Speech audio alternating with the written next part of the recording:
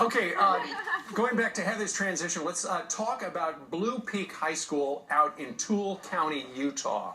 In the same building as the high school, they've got the county's Community Learning Center, and that is where 21-year-old Amber Bailey goes to school. And for the last 2 years, she has been featured in the high school yearbook. And what's wrong with that? That's nothing the matter with that. Wrong with it, except for this year, she was left out of the yearbook along with her other special needs students there, and they couldn't figure out why. Her mom says, how do you just leave them out of this and pretend that they are invisible? Watch.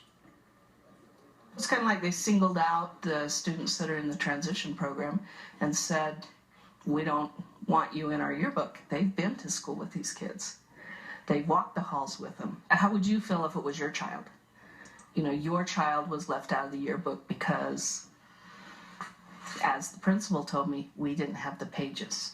He's one of 17 students who take classes at the county's Community Learning Center and wants to be included. Wouldn't you think that's a no-brainer? It should be. Matt Jackson, the director of the special education for Tooele County, said that they don't specifically participate in Blue Peak High School's kids' classes right now. Over the past 2 years, I guess that the students at the high school have helped tutor these special needs students. Right, in the transition program. But this year they didn't, so he said, well, I guess they don't need to be in the yearbook then. How terrible is that? Yeah, I remember in my high school yearbook, even though they weren't in my class, we had the lunch ladies and we had the janitors and we had the sports staff because they were in the building just as these kids are as they transition.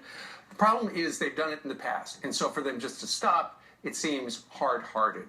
So come on, just add a couple of pages, put these kids in. Seems like the right thing to do, doesn't it? Email us, let us know what you think, friends@foxnews.com, or you could tweet us, or you could Facebook us as well. We'll be standing by for those comments. Can't wait to